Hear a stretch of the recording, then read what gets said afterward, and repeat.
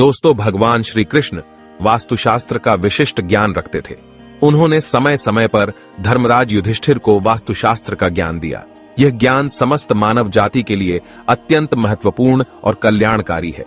श्री कृष्ण ने 2 ऐसे पेड़ पौधों के बारे में बताया है जिनका भवन की सीमा में होना दुख एवं दरिद्रता लेकर आता है। ये वृक्ष घर के सामने होने से उस घर में निवास करने वाले लोगों की कभी उन्नति नहीं होती है। उन्हें हमेशा पराजय और निराशा का ही सामना करना पड़ता है। दोस्तों, हमारे सनातन धर्म में कई ऐसे पौधे होते हैं जिनका बहुत महत्व होता है। लोग न केवल उनकी पूजा करते हैं बल्कि इनका इस्तेमाल औषधि के रूप में भी करते हैं। नमस्कार दोस्तों, स्वागत है एक बार फिर से हमारे धार्मिक ज्ञान यूट्यूब चैनल में। दोस्तों, यदि आप भी अपने लाइफ में कुछ नया सीखना या जानना चाहते हैं तो आज ही हमारे चैनल को सब्सक्राइब कर लें। दोस्तों, वास्तुशास्त्र के अनुसार वृक्ष तथा पौधे हमारे भवन की सुंदरता को बढ़ाते अवश्य है, साथ ही ये वातावरण को शुद्ध रखते हैं। वृक्षों से सकारात्मक ऊर्जा का संचार होता है जो हमारे जीवन के लिए अत्यंत आवश्यक होती है। वृक्ष नकारात्मकता को कम करके वातावरण को अधिक सकारात्मक बनाने का कार्य करते हैं।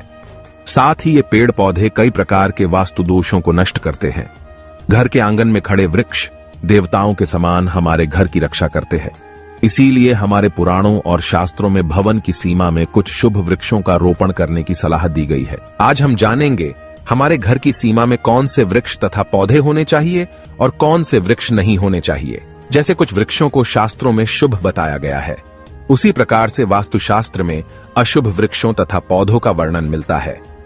इन वृक्षों के सानिध्य में रहने पर धन का नाश होता है, शत्रुओं में वृद्धि होती है, मनुष्य अपना मान सम्मान तक खो देता है। इसीलिए यदि आपने भी जाने अनजाने में अपने घर के आंगन में अथवा घर के अंदर ऐसे वृक्ष तथा पौधे लगाए हैं तो बिना देरी किए उन्हें तुरंत हटा देना चाहिए। तो चलिए जान लेते हैं मनुष्य को कौन से पेड़ लगाने चाहिए और कौन से नहीं। सबसे पहला है पीपल का पेड़। किसी जलाशय के समीप पीपल का वृक्ष लगाने वाले मनुष्य को जो फल मिलता है वह सैकड़ों यज्ञों के समान होता है। जब पीपल के पत्ते उस जलाशय में गिरते हैं तो वे पिंड के समान होकर पितरों को तृप्ति प्रदान करते हैं। इससे सभी प्रकार के पितृ दोष समाप्त हो जाते हैं। श्री कृष्ण कहते हैं, जो मनुष्य नित्य स्नान करके पीपल को स्पर्श करता है वह सभी पापों से मुक्त होता है और कभी पराजित नहीं होता है।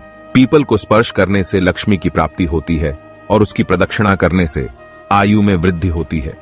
पीपल की जड़ में श्री विष्णु, तने में शिव जी और अग्रभाग में ब्रह्मा जी स्थित रहते हैं।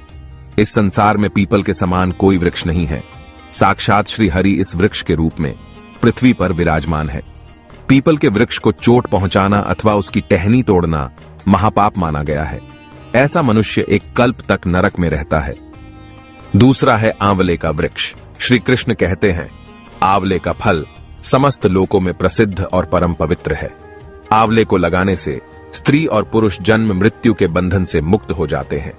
यह पवित्र फल भगवान विष्णु को अत्यंत प्रसन्न करने वाला एवं शुभ माना गया है। इसको खाने से सभी पापों से मुक्ति मिलती है। आंवला खाने से आयु बढ़ती है, उसका जल पीने से रोगों का नाश होता है और आंवले को जल में मिलाकर स्नान करने से दरिद्रता दूर हो जाती है और सभी प्रकार के ऐश्वर्य प्राप्त होते हैं। जिस घर में आंवला सदा मौजूद रहता है उस घर में कभी दैत्य और राक्षस नहीं आते हैं। जिस घर के सामने आंवले का वृक्ष होता है वहां पर साक्षात लक्ष्मी नारायण निवास करते हैं।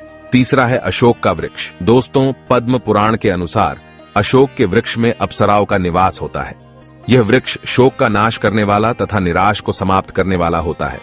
इस वृक्ष को घर के पास लगाने से घर में सुख शांति बनी रहती है। अशोक का वृक्ष शीतलता और यौवन प्रदान करने वाला होता है। मां लक्ष्मी ने जब देवी सीता के रूप में अवतार लिया था तब रावण द्वारा अपहरण करने के बाद उनका वास अशोक वाटिका में था। अशोक के वृक्ष ने मां सीता की बहुत सेवा की थी। इसीलिए मां सीता ने अशोक वृक्ष को यह वरदान दिया था कि जिस भी स्थान पर यह वृक्ष होगा वहां पर उनका सदैव ही निवास होगा। चौथा है पाकड़ का वृक्ष। पद्म पुराण के अनुसार प्रत्येक मनुष्य को पाकड़ का वृक्ष अवश्य लगाना चाहिए।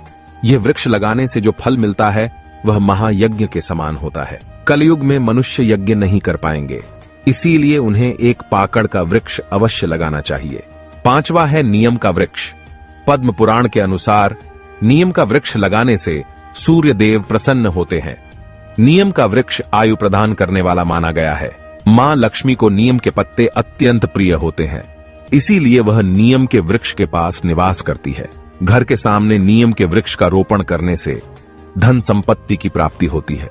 छठा है जामुन का वृक्ष। यदि कोई मनुष्य कन्या प्राप्ति की कामना करता है तो उसे जामुन का वृक्ष अवश्य लगाना चाहिए। पद्म पुराण के अनुसार जिस मनुष्य के घर के सामने जामुन का वृक्ष होता है उसके घर में कन्या का जन्म होता है, जो कुल का गौरव बढ़ाती है। सातवां है बेल का वृक्ष। पद्म पुराण के अनुसार बेल के वृक्ष में भगवान शिव और गुलाब में देवी पार्वती का निवास है, इसीलिए अगर बेल के वृक्ष के पास गुलाब का पौधा लगाया जाए तो शिव पार्वती का आशीर्वाद प्राप्त होता है। उस घर में कभी दुख दरिद्रता नहीं आती है, उस घर में कभी अकाल मृत्यु नहीं होती है और कोई स्त्री विधवा नहीं बनती है, और उस घर के सदस्यों का समाज में बहुत मान सम्मान होता है। दोस्तों, उम्मीद करते हैं कि जानकारी आपको पसंद आई होगी, तो आप लोग इस वीडियो को लाइक करके और लोगों के पास भी शेयर करिए।